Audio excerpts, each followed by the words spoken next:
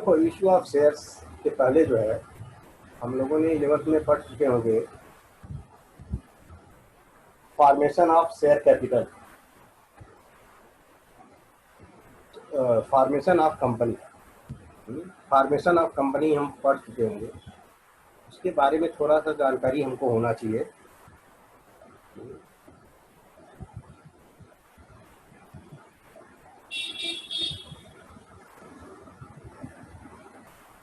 देखो, formation of company में बहुत सारे स्टेजेज होते हैं, promotion stage, incorporation stage, capital collection stage, commencement of business stage. ये चारों स्टेज हम लोग पढ़ चुके हैं कि कंपनी कैसे फॉर्म होती है। कंपनी फॉर्मेशन के लिए प्रमोटर्स जो है एक साथ आके डिस्कस करते हैं कि हमको किस तरह का बिजनेस, प्रमोटर मतलब founder member of the company, ये लोग डिस्कस करते हैं हमको किस तरह का बिजनेस करना है, उसके लिए क्या क्या रिक्वायरमेंट है। सेकेंड स्टेज आता है इनकॉर्पोरेशन स्टेज, जिसको हम बोलते हैं रजिस्ट्रेशन स्टेज। जब हम कंपनी रजिस्टर्ड करने जाते हैं रजिस्ट्रार के पास, तो बहुत सारे वेरियस डॉक्यूमेंट्स हमको सबमिट करना पड़ता है, बहुत सारे अंडरटेकिंग देना पड़ता है। तो उसमें जो है सबसे इम्पोर्टेंट डॉक्यूमेंट में एक आता है memorandum of association. Memorandum of association जिसमें जो है कंपनी का एक्सटर्नल रूल्स रेगुलेशन रहता है, जिसमें बहुत सारे क्लॉजेज होते हैं। नेम क्लॉज हुआ, कंपनी का नाम कहाँ रहेगा, एड्रेस क्लॉज, सिचुएशन क्लॉज जिसको बोलते हैं, या डोमिसाइल क्लॉज बोलते हैं। कैपिटल क्लॉज उसमें एक होता है, कैपिटल क्लॉज। अगर कंपनी रजिस्टर्ड कर रहे हैं तो हम किस तरह का शेयर इशू करेंगे, तो ये सब जो है इसमें होगा। रजिस्ट्रेशन के लिए बहुत सारे डॉक्यूमेंट हमको सबमिट करना पड़ता है, जिसमें एक है मेमोरेंडम ऑफ एसोसिएशन, दूसरा है आर्टिकल्स ऑफ एसोसिएशन। ये भी एक इम्पॉर्टेंट डॉक्यूमेंट है। एक्चुअल में rules regulation of the company, ये एक बुकलेट बन जाता है। और एक होता तीसरा है प्रॉस्पेक्टस। ये तीनों डॉक्यूमेंट हमको जो है आरओसी, रजिस्ट्रार ऑफ कंपनी के पास सबमिट करना पड़ता है। फिर रजिस्ट्रार चेक करता है, चेक करने के बाद हम रजिस्ट्रेशन सर्टिफिकेट, रजिस्ट्रेशन नंबर देता है। रजिस्ट्रेशन के बाद फिर आता है कैपिटल कलेक्शन स्टेज। जब कैपिटल कलेक्शन स्टेज आता है तो अब हमको कैपिटल कहाँ कहाँ किन किन सोर्सेज से कलेक्ट करना है। तो कंपनी जो है इसके लिए जो है सबसे इम्पोर्टेंट सोर्स है इशू ऑफ शेयर कैपिटल। तो यहाँ हमारे टॉपिक का नाम ही है issue of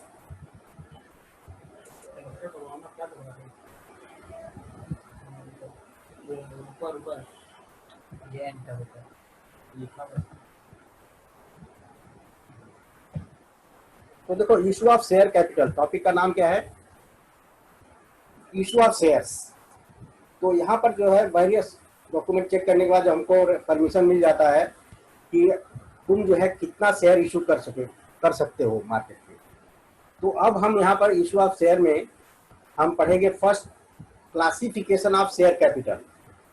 classification of share capital अभी 2020-21 के लिए एक्सक्लूडेड है, लेकिन ये बताना बहुत जरूरी है, पढ़ाना बहुत जरूरी है, इसको जानना। ये जो है क्लासिफिकेशन ऑफ शेयर्स का हमको नॉलेज होना चाहिए, इसलिए ये पढ़ाना जरूरी है।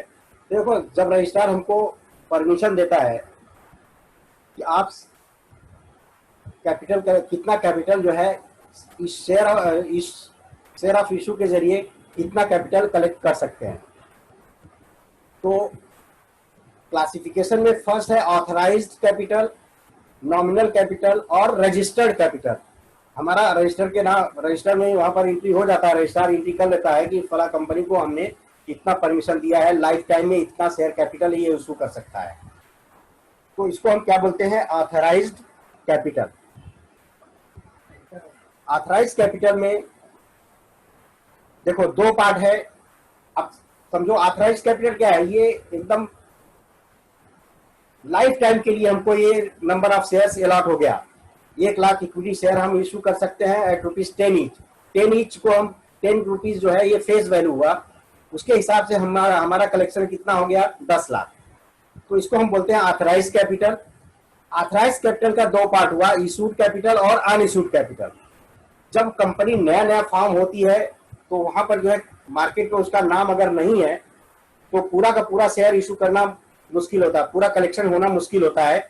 इसलिए जो कंपनी जो इनिशियल स्टेज में कुछ पार्ट इशू करती है, कुछ फर्दर जब बिजनेस एक्सपांड करेंगे 2-4 साल के बाद तब हम उसको इशू करेंगे। तो जो साइड में रखा हुआ है फ्यूचर के लिए उसको हम बोलते हैं अनइशूड कैपिटल। ये भी इशू होगा लेकिन फ्यूचर में जब बिजनेस एक्सपांड करेंगे तब। तो इशूड कैपिटल अभी फिलहाल 1 लाख शेयर रजिस्ट्रार ने हमको परमिशन दे दिया कि मार्केट में तुम 1 लाख शेयर इशू कर सकते हो। 10 के हिसाब से टोटल कैपिटल कलेक्शन होगा शेयर कैपिटल का 1 लाख 4 लाख रुपए। और अनइशूड 60,000 इक्विटी शेयर ऑफ ₹10 ये साइड में रख दिए है। ये जब बिजनेस एक्सपांड होगा 2-4 साल के बाद, साल भर के बाद, उस वक्त अगर फंड की जरूरत होगी तो अनइशू पोर्शन नए रेट से जो है हम इशू करेंगे। तो अभी फिलहाल हमको इशूड कैपिटल का यहाँ पर 2 पार्ट है, सब्सक्राइब कैपिटल और अनसब्सक्राइब कैपिटल। सब्सक्राइब कैपिटल मतलब जो हमने शेयर मार्केट में इशू किया और इन्वेस्टर पब्लिक ने जो है 30,000 शेयर इशू खरीद लिया, सब्सक्राइब हो गया, यानी हमने शेयर बेचा, पब्लिक ने उसको खरीदा, उसको क्या बोलते हैं सब्सक्राइब कैपिटल। हमने 40,000 शेयर मार्केट में इशू किया, उसमें से 30,000 शेयर बिका, 10,000 शेयर बिका ही नहीं, अनसब्सक्राइब। जो बिका नहीं शेयर उसको हम क्या बोलते हैं अनसब्सक्राइब कैपिटल। अगर समझो सब्सक्राइब हमने शेयर मार्केट में 40,000 शेयर इशू किया, इन केस हमारा शेयर जो है नाम मार्केट में अच्छा है तो 50,000 शेयर अगर इशू हो गया तो 50,000 शेयर सब्सक्राइब हो गया, तो इस तरह के सब्सक्रिप्शन को हम क्या बोलते हैं ओवर सब्सक्रिप्शन। यानी ओवर सब्सक्रिप्शन हो गया, कंपनी ने 30,000 ही शेयर इशू किया और 50,000 शेयर बिक गया। 40,000 हमने शेयर इशू किया और 50,000 शेयर बिक गया, तो ये ओवर सब्सक्राइब हुआ, 10,000 ज्यादा आ गया कंपनी के पास पैसा। लेकिन लीगली जो है कंपनी अगर इशू करी है 40,000 इक्विटी शेयर तो 40,000 ही शेयर रख सकती है, बाकी 10,000 शेयर उसको जो है रिफंड करना पड़ेगा विथ रिग्रेट लेटर के साथ कि हम आपको 10,000 शेयर हम इशू नहीं कर सकते हैं, शेयर ये पैसा हम अपने पास नहीं रख सकते हैं, तो कंपनी उतना रिफंड करेगी और 40,000 रखेगी। अगर कंपनी का नाम मार्केट में अच्छा नहीं है तो 40,000 शेयर इशू किया, 30,000 शेयर ही सब्सक्राइब हुआ और 10,000 अनसब्सक्राइब हुआ। तो सब्सक्राइब कैपिटल मतलब जो शेयर बिक गया है, इसके भी 3 पार्ट हो गए, called up capital, uncalled up capital और reserve capital. Called up capital क्या है, कंपनी ने जो पूरा का पूरा 10 रुपए जो फेस वैल्यू है शेयर का, पूरा का पूरा एक साथ कॉल नहीं करती कि पूरा पैसा भर दो।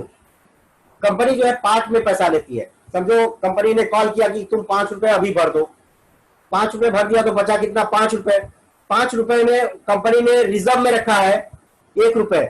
ये रिजर्व में कब रखती है कंपनी कि चलो रिजर्व में हम पैसा रख लिए, जब कंपनी वाइंड अप होगी उस टाइम जो है पब्लिक से पैसा लेकर के अपना जो है क्रेडिटर को पैसा वापस करना रहेगा, वो उस समय इस्तेमाल कर सकते हैं।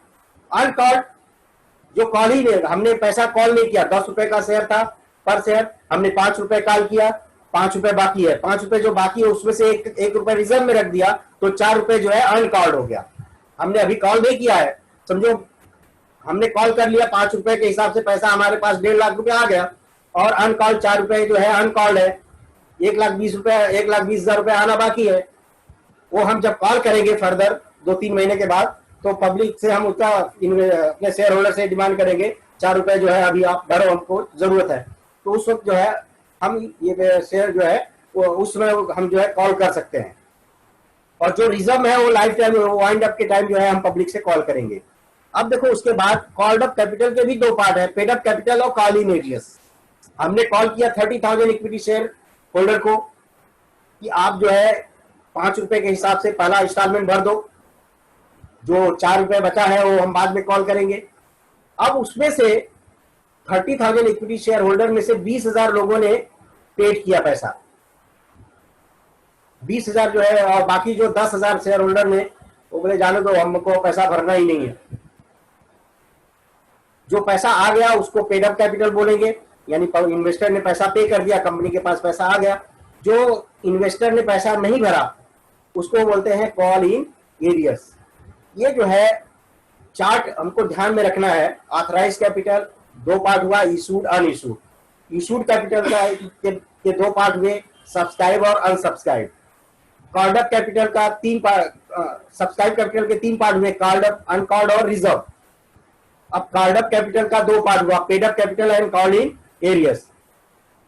तो इसके बारे में थोड़ा जो है हम जो है डिटेल में पढ़ेंगे। ऑथराइज्ड कैपिटल क्या हुआ, हाँ, ऑथराइज्ड कैपिटल क्या होता है वो देख लो।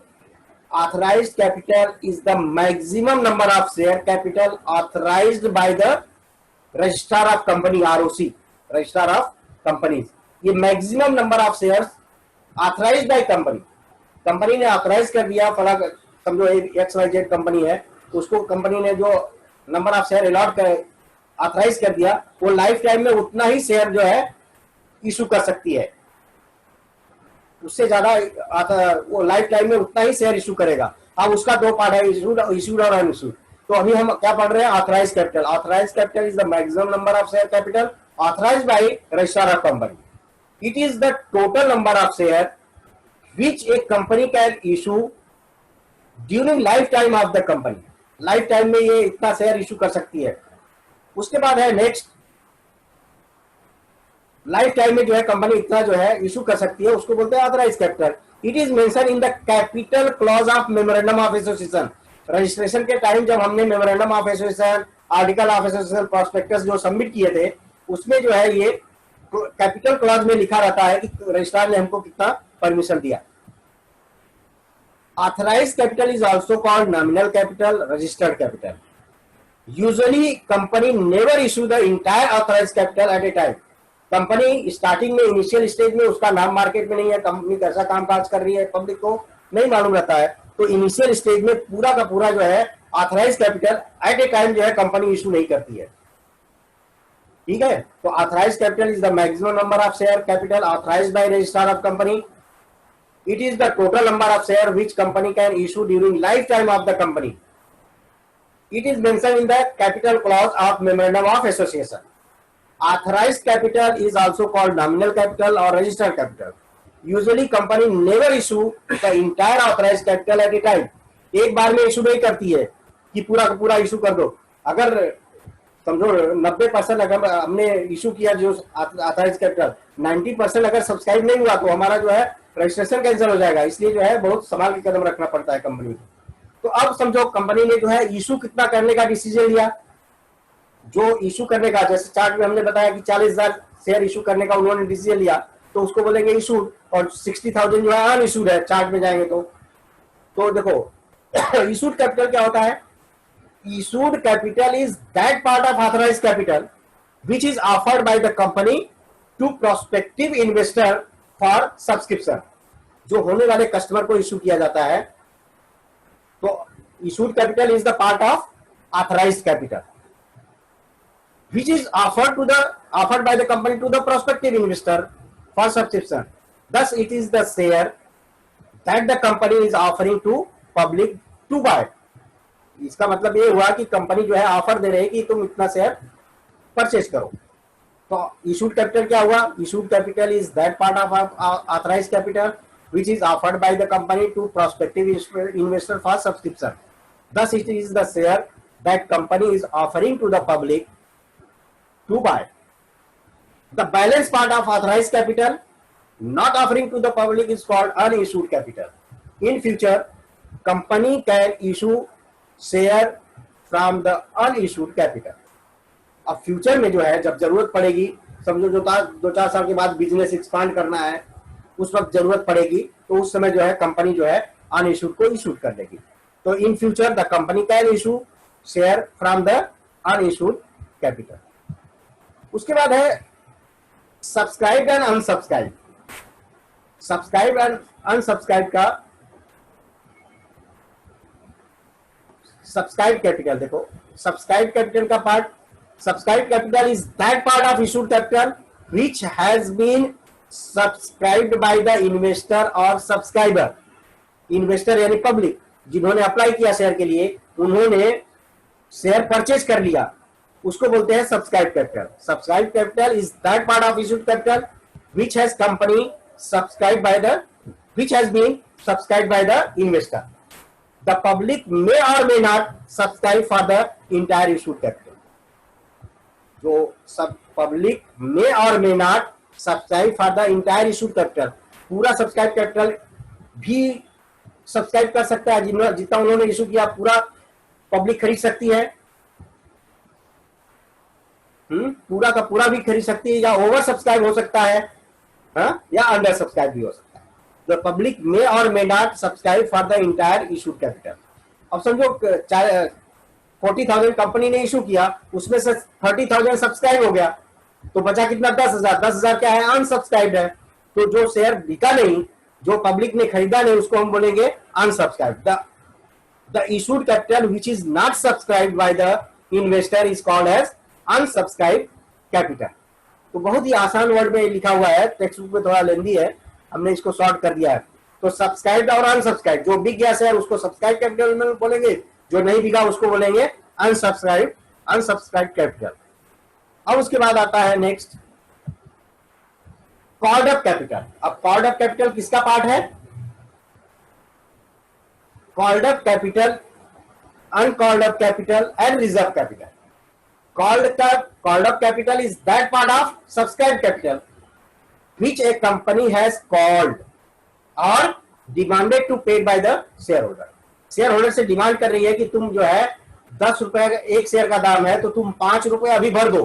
कंपनी ने कॉल किया कि 5 रुपए अभी भरो, तो इसको बोलते हैं called up capital. Called up capital is that part of subscribe capital, ऊपर वाले का सब्सक्राइब कैपिटल का वो पार्ट है called up capital which a company has called or demand to be paid by the share holder. Shareholder से demand कर रही है कि तुम अभी जो है 10 रुपए में 5 रुपए भरो।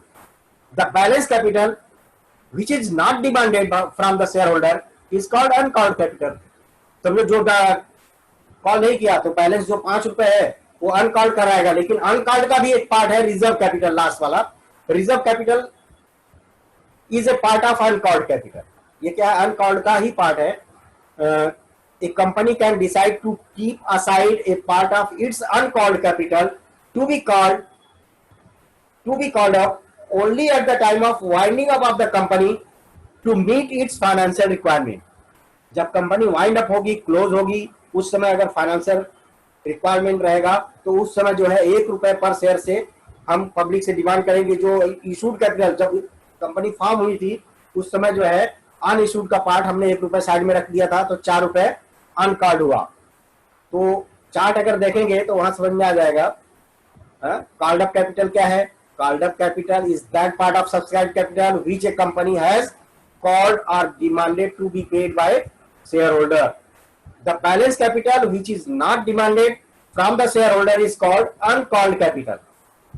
अनकॉल्ड कैपिटल का 1 रुपए एक पार्ट और है reserve capital. Reserve capital is a part of uncalled capital। The company can decide to keep aside a part of its uncalled capital to be called only at the time of winding up of the company to meet its financial requirement। वो financial requirement रहेगा, तो उस समय जो है वो call करेगा। अब देखो उसके बाद आता है paid up capital and call in areas. Company ने कॉल्ड किया, समझो कंपनी ने कॉल 20,000 या 30,000 को किया। अब उसमें से कुछ लोगों ने पैसा भरा, और कुछ लोगों ने बोले जाने दो, हमको शेयर चाहिए ही नहीं, हम नहीं भरते पैसा। कंपनी ने कॉल किया, उसमें कॉल अप किया, 5 रुपए के हिसाब से पैसा भरो, तो 5 रुपए के हिसाब से कुछ लोग, और उसमें से जो अनकॉल्ड है वो बाद में करेगा कॉल। समझो 2-3 महीने के बाद फिर जरूरत होगी तो वो कॉल करके पैसा मंगा लेगा। लेकिन रिजर्व कैपिटल वाइंडिंग अप के टाइम जो है वो कॉल करेगा, जो 1 रुपए है। अब उसके बाद पेड अप कैपिटल। अब समझो कॉल किया कंपनी ने 20,000 इक्विटी शेयर होल्डर को, उसमें से जो है या 30,000 को किया, 30,000 रुपए कॉल किया है कंपनी ने 30,000 शेयर होल्डर को, उसमें से 20,000 लोगों ने ही पैसा भरा, 10,000 लोगों ने नहीं भरा, बोले हमको शेयर चाहिए नहीं, हमने भले ही अप्लाई किया था लेकिन हमको अभी शेयर नहीं चाहिए, तो हो गया कॉल इन एरियस। तो पेड अप कैपिटल क्या हुआ? Paid up capital is total amount of money actually paid by the share holder when company has demanded them to पे।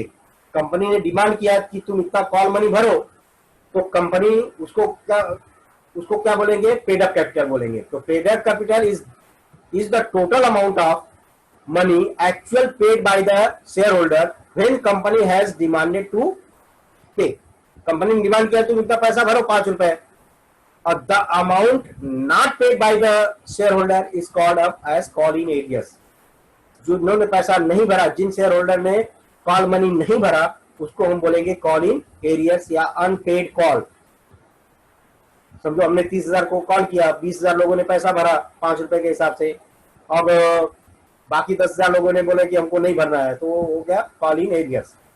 अब फिर उसके बाद कॉल इन एरियर्स हो गया तो कंपनी फिर रिमाइंडर लेटर देती है कि आप जो है अभी तक कॉल मनी नहीं भरा, तो रिमाइंडर लेटर आता है इन्वेस्टर के पास कि आपको तो शेयर दिया गया है, आप पैसा जो है टाइम पर भरे नहीं, आपको रिमाइंड किया जाता है कि आप पैसा जो है कॉल मनी भर दो। उसके बाद भी अगर कंपनी जो है, उसके बाद भी शेयर होल्डर अगर पैसा नहीं भरता है, तो फिर वार्निंग लेटर आता है कि अगर आपने पैसा नहीं भरा तो आपका शेयर फोरफिट हो जाएगा। यानी फोरफिचर ऑफ शेयर का मतलब होता है cancellation of share. Every shareholder has to pay call as and when company demanded. हर शेयर होल्डर को पैसा भरना है, जैसे ही कॉल आया, कॉल किया कंपनी ने, कॉल लेटर दिया, तो वो कॉल मनी भरना है। और failure to pay the call में lead to forfeiture of shares. अगर हम कॉल मनी नहीं भरते टाइम पर, तो वो क्या हो गया, शेयर हमारे कंपनी जो है वार्निंग लेटर के बाद जो है फोरफिट कर देती है, यानी हमारा शेयर कैंसिल कर देती है।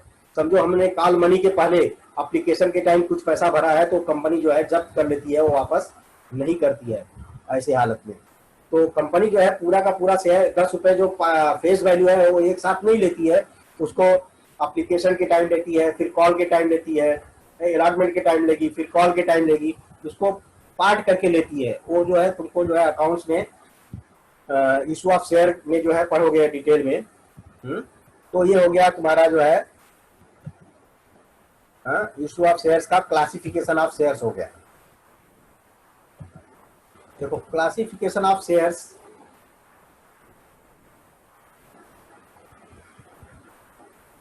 क्लासिफिकेशन ऑफ शेयर्स, हाँ क्लासिफिकेशन ऑफ शेयर्स के बाद अब हमको करना है methods of issue of shares. सब पूरा टॉपिक जो है इशू ऑफ शेयर्स के ऊपर है। इशू ऑफ शेयर्स में methods of issue of shares से थोड़ा सा स्लाइटली जो है देखो, इसमें जो है एक चार्ट दिया हुआ है, टेक्स्ट बुक में भी है ये चार्ट। इसमें जो है ये चार्ट जो है methods of issue of shares. अब कंपनी कितने मेथड से पब्लिक से पैसा ले सकती है? दो तो है पब्लिक ऑफर, जो है सिर्फ दो है, आईपीओ और एफपीओ है। एग्जिस्टिंग इक्विटी शेयर होल्डर, ये जो है FPO, existing equity share holder को ऑलरेडी जब फ्यूचर में कभी कंपनी इशू करती है शेयर, तो एग्जिस्टिंग इक्विटी शेयर होल्डर को शेयर इशू करती है, उसको बोलते हैं राइट इशू। कि आपका पहला, आप ऑलरेडी पहले से मेंबर हो कंपनी के, तो आपका पहला राइट है आपको शेयर खरीदने का। आपको हम राइट इशू के लिए लेटर आएगा, हाँ, कि आप जो है शेयर खरीद सकते हो। उसका एक ड्यूरेशन रहता है 15 से 30 दिन तक, 15 दिन का टाइम रहता है, उसके दरमियान जो है शेयर खरीदना रहता है। फिर कंपनी के पास रिजर्व में पैसा अगर बड़ा अमाउंट हो जाता है तो बोनस भी इशू कर सकती है। ये जो है एग्जिस्टिंग शेयर होल्डर के लिए राइट इशू है और बोनस इशू है। फिर कंपनी जो है अपने एम्प्लॉइज को भी शेयर इशू करती है, वो है ईपीएस, ईएसओएस, ईपीएस है, एसएआरएस है, ये पूरा डिटेल में पढ़ेंगे। स्वीट इक्विटी है, और फिर है प्राइवेट प्लेसमेंट में राइट इशू है, जो कि हम यहाँ पर पढ़ लेंगे। उसके बाद है प्रिफरेंशियल अलॉटमेंट है। तो ये methods of issue of shares है। लेकिन जब कंपनी शेयर इशू करती है मार्केट में, और उस शेयर का जो है प्राइसिंग कैसे करेगा, प्राइसिंग मेथड दो है। देखो methods of issue of share पढ़ने के पहले हमको प्राइसिंग मेथड जानना जरूरी है। किस तरह से कंपनी जो है प्राइस फिक्स करती है। यहाँ पर दो तरह का है। एक company can use two pricing method to offer share to the public. दो प्राइसिंग मेथड है, ये इंपॉर्टेंट है यार। अभी तक हमने जो क्लासिफिकेशन ऑफ शेयर किया, ये तुमको 2020-21 के लिए जो है एक्सक्लूडेड है। वो याद बाय हार्ट नहीं करना है, लेकिन नॉलेज रखना है। नॉलेज के लिए आपको एक दो बार उसको रीड करके रखना है कि जो है इशू क्या हुआ, अनइशूड क्या हुआ, सब्सक्राइब क्या हुआ, अनसब्सक्राइब क्या हुआ, कॉल्ड अप क्या हुआ, अनकॉल्ड क्या हुआ, रिजर्व क्या हुआ, वो सबको जो है पेड अप कैपिटल क्या हुआ और कॉल इन एरियर्स क्या होगा, वो जो पूरा जो है जानकारी रहना चाहिए, क्योंकि आगे वो बार बार इस्तेमाल होगा। इसलिए जो है उसको हमने पढ़ाया है, वो याद नहीं करना है, लेकिन वो जो है तुमको 2021 में वो एग्जाम में पूछेगा नहीं क्लासिफिकेशन, लेकिन ये प्राइसिंग मेथड पूछ सकता है। इस पे डिस्टिंग्विश है fix price method, fix price issue method और बुक बिल्डिंग मेथड, इस पे डिस्टिंग्विश भी है। तो वहां जो है हम रिवाइज कर लेंगे, लेकिन अभी जो है ये बहुत जानना जरूरी है, fix price issue method. Fix price issue method ये जो है पॉपुलर मेथड है, ज्यादातर कंपनियां जो है ये फिक्स प्राइस इशू मेथड इस्तेमाल करती हैं। Under this method the price of share is fixed which is stated in prospectus, जो इस प्रोस्पेक्टस में बताया रहता है कि हमारी कंपनी का जो है फिक्स प्राइस जो है फेस वैल्यू 10 रुपए रहेगा या 1 रुपए रहेगा, जो भी है। तो under this method price of the share is fixed which is stated in the prospectus, prospectus में दिया रहेगा। The subscriber or investor are asked to pay a certain portion of face value of share or entire issue of price along with the application. यहां पर जो है investor को company पूछती है, बोलती है कि तुम जो है पूरा का पूरा पैसा 10 रुपए फेस वैल्यू है, 10 रुपए पूरा एक साथ भर दो, या उसको पार्ट करके लेगी, 5 रुपए, 4 रुपए, 1 रुपए, ऐसा पार्ट करके लेगी। तो इसलिए यहां पर बोल रहा है कि subscriber or investor are asked to pay a certain portion of face value of share or entire issue price along with the application, application के साथ भर दो पूरा। Company can issue share at par at or at premium. जब company share issue करती है initial stage में, starting stage में तो जनरली वो पार पर रहता है, एट पार मतलब 10 रुपए का शेयर 10 रुपए में ही इशू कर रही है, उसको बोलते हैं एट पार। अगर कंपनी 10 रुपए का शेयर अगर 15 रुपए में इशू कर रही है तो 5 रुपए ज्यादा ले रही है ना, वो 5 रुपए प्रीमियम अमाउंट हुआ। तो company can issue share at par और एट प्रीमियम। तो एट पार एट प्रीमियम का मीनिंग जानना जरूरी है। एट पार का मतलब होता है कि भाव का भाव समझो, 10 रुपए का शेयर 10 रुपए में कंपनी इशू कर रही है। अगर कंपनी 10 रुपए का शेयर 25 रुपए में इशू कर रही है तो 15 रुपए प्रीमियम ले रही है। और कभी कभी जो है आईपीओ इनिशियल पब्लिक ऑफर जो है, कंपनी नया नया फॉर्म हुआ और कंपनी 10 रुपए का शेयर 25 रुपए में भी इशू करती है। ऐसा क्यों होता है? समझो रिलायंस या बड़ी कंपनी टाटा या जो भी बड़ी बड़ी कंपनियां हैं, इनिशियल स्टेज पर भी अब रेट जो है इशू प्राइस को पार पर नहीं, इनिशियल स्टेज में आईपीओ में भी जो है वो प्रीमियम पर इशू करती है। तो ऐसा होता है मार्केट में कि तो कंपनी का इशू शेयर एट पार और एट प्रीमियम, पार पर भी इशू कर सकता है, प्रीमियम पर भी इशू कर सकता है। तो fix price method is use for all type of issues. जितना हमने ऊपर जो चार्ट बताया है ना, वो चार्ट में पब्लिक ऑफर और जो है एग्जिस्टिंग इक्विटी शेयर होल्डर, ये सबके लिए इस्तेमाल होता है। Fix price method is use for all type of issues, public issue, right issue, ESOS etcetera, सबके लिए ये इस्तेमाल होता है। तो फिक्स प्राइस मेथड में फेस वैल्यू फिक्स रहता है। अंडर दिस 10 मिनट बताओ। Under this method the price of share is fixed which is stated in the prospectus. The subscriber or investor are asked to pay certain portion of face value of the share or entire issue price along with the application money. Application money के साथ पूरा पैसा भर सकता है या तो part करके भरेगा।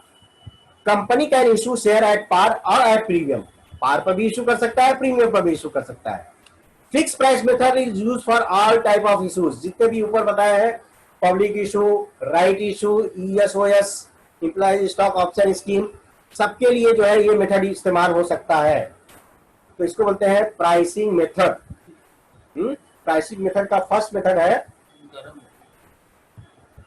फिक्स प्राइस इशू मेथड, और दूसरा प्राइसिंग मेथड क्या है? Book building method. ये बहुत ही इंपॉर्टेंट, इसमें टर्मिनोलॉजी समझना बहुत जरूरी है। बुक बिल्डिंग मेथड क्या होता है? एक कंपनी जो है बिडिंग के लिए प्रोसेस में शेयर इशू करती है। यहाँ पर कंपनी चालाकी करती है कि हम एक बिडिंग प्राइस दे देते हैं कंपनी। अगर पब्लिक को लग रहा है कि हमारा अच्छा, पब्लिक को लग रहा है कि ये कंपनी का नाम मार्केट में है, इसका शेयर हम परचेज करेंगे ही करेंगे, हर हाल में हमको चाहिए, तो वो बिडिंग प्राइस पे जाता है, हाई बोली लगाता है। बिडिंग का मतलब होता है बोली लगाना। Under this method the price of share is determined through a bidding process. Bidding process, बोली लगाने के ऊपर जो है शेयर जो है प्राइस फिक्स करती है। Under this method the price of the share is determined through a bidding process, बोली लगाने के ऊपर। The company issue a red herring prospectus. अब बिडिंग के लिए जो है कंपनी एक रेड हायरिंग नया प्रोस्पेक्टस इशू करेगी जिसका नाम है red herring prospectus, which contain, जिसमें लिखा रहेगा विच contain price range or price band, उसको बोलते हैं प्राइस बैंड, यानी मिनिमम और मैक्सिमम, उसको बोलते हैं price band. The company issue red herring prospectus which contain price range or price band and ask the investor to bid on it. और investor को कंपनी बोलती है कि इस प्राइस के दरमियान जो है बोली लगाओ तुम, जिसका हाई प्राइस रहेगा उसको हम शेयर देंगे।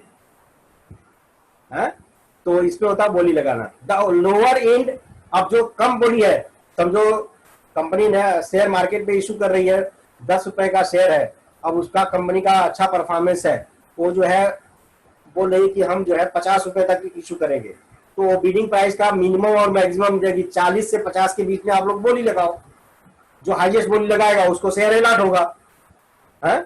द लोअर एंड प्राइस को हम क्या बोलते हैं, ये फिल्म ब्लैंक में आ सकता है। The lower end of the price band is called as floor price, while the highest end is called as cap price or ceiling price। Floor price और सीलिंग प्राइस, फ्लोर और ceiling यानी lower और higher, ये दो price fix price band बना दिया company ने, lower और हायर। लोअर समझो 40 रुपए और हायर 50 रुपए। अब इसी के दरमियान पब्लिक को बोलती है कि तुम जो बोली लगाओ, तुम जो है इस पे अपना शेयर खरीदने के लिए हमारे पास अप्लाई करो। The lower end of the price is called floor price, while the highest end is called as cap price or ceiling price। तो फ्लोर प्राइस और सीलिंग प्राइस का मतलब समझ में आ गया ना। और the final price at which share are offered to investor is called as cut off price. अब कंपनी ने एक तय कर दिया कि नहीं, हमको जो है 45 के नीचे वालों को नहीं देना है, 45 और 50 के ऊपर देना है। तो कंपनी ने एक फिक्स कर दिया, नहीं, प्राइस 50 के ऊपर जो बोली लगाया उसको हम शेयर देंगे। तो ये होता है final price. The final price at which share are offer to the investor is called as cut off price. ये फाइनल प्राइस होता है जो कंपनी फिक्स करती है कि हमारा जो है 45 या 45 के और 50 के दरमियान जो लोगों ने बोली लगाया है उसको ही हम शेयर देंगे। ये कंपनी जो फाइनल करती है उसको बोलते हैं कट ऑफ प्राइस। तो ये मीनिंग समझना जरूरी है। फ्लोर प्राइस क्या है, सीलिंग प्राइस क्या है, कट ऑफ प्राइस क्या है, बिडिंग क्या होता है, रेड हायरिंग प्रोस्पेक्टस क्या है, ये सब जानना चाहिए, ऑब्जेक्टिव में आएगा ये। तो इसको बुक बिल्डिंग को फिर से देख लो एक बार। बुक बिल्डिंग प्राइस मेथड यानी समझो बिडिंग लगाना, बोली लगाना। Under this method the price of the share is determined through a bidding process. The company issue a red herring prospectus which contain price range or price band and ask the investor to bid on it. और company बोलती है कि इस पे तुम बोली लगाओ, ये रेंज के दरमियान, जिसको हम बोलते हैं price band. The lower end of the price band is called as floor price, while the higher end of the price is called as cap price or ceiling price। floor price, ceiling price। the final price at which share are offered to investor is called as cut off price। अब देखो, investor can bid any number of shares that they are willing to buy। Investor can bid, investor बोली लगा सकता है, जो floor price और ceiling price दिया है उसके अंदर कितना भी नंबर ऑफ शेयर खरीद सकता है और कोई भी उसके दरमियान प्राइस भर सकता है। Investor can bid any number of share that they are willing to buy. Bidding is kept open for 5 days। कम से कम जो है 5 दिन बिडिंग ओपन रहेगा। 5 दिन में जो है अपना लोग फॉर्म भरते हैं, उसमें बिडिंग लगाते हैं कि हमको 100 शेयर चाहिए, ये भाव से चाहिए 50 10 50, जैसे 40 और 50 के दरमियान, जैसे एग्जांपल दिया। After bidding is over, company fix cut off price. जब बिडिंग हो गया, बिडिंग 5 दिन कंप्लीट हो गया, उसके दरमियान जो लोग ने एप्लीकेशन किया उसका एप्लीकेशन फॉर्म जमा होगा, और फिर जो है कंपनी एक फिक्स करेगी कट ऑफ प्राइस कि हमको जो है मिनिमम फाइनल प्राइस किस पे हमको शेयर कंपनी इशू करना है। Company issue A prospectus which contain the final price. अब उस दरमियान कंपनी प्रोस्पेक्टस इशू करेगी कि कंपनी का फाइनल प्राइस जो है 45 रुपए है, तो 45 रुपए पर ही 45 या 50 के दरमियान जो लोग अप्लाई किए हैं तो टॉप से कंपनी इशू करते जाएगी है? तो company issue prospectus which contain the final price. Book building method is used for public issue only, या पब्लिक ऑफर के लिए ही होगा, जिसमें 2 पार्ट है, आईपीओ एंड एफपीओ। ये सिर्फ जो है तुमको जो है ये जो हमने दिया है ना चार्ट, ये इसमें जो पब्लिक ऑफर है, पब्लिक ऑफर फर्स्ट वाला, ये बिडिंग प्राइस जो है सिर्फ ये 2 में ही इस्तेमाल हो सकता है। पब्लिक ऑफर में जैसे आईपीओ और एफपीओ में ही इस्तेमाल हो सकता है। ठीक, उसके बाद हाँ, तो प्राइसिंग मेथड में बहुत ही याद रखना, इसमें ये टर्मिनोलॉजी याद रखना है इसमें। हाँ, तो इस तरह से आज का कंप्लीट होता है। कल हम जो है आईपीओ के बारे में पढ़ेंगे। हाँ, कल जो हमने ऊपर बताया ना चार्ट जो बताया है, अब वो चार्ट, ये चार्ट जो है मेथड ऑफ, ये पूरा जो है हम डिटेल में पढ़ेंगे। पब्लिक ऑफर से वापस स्टार्ट होगा। पब्लिक ऑफर में 2 है, आईपीओ है, एफपीओ है। पब्लिक ऑफर का क्वेश्चन आ सकता है, एग्जिस्टिंग इक्विटी शेयर में राइट इशू का अलग चार्ट आ सकता है, इशू प्राइस बोनस इशू का अलग आ सकता है। इधर का उतना इंपॉर्टेंट नहीं है। तो इस तरह से हमारा लेक्चर आज कंप्लीट होता है।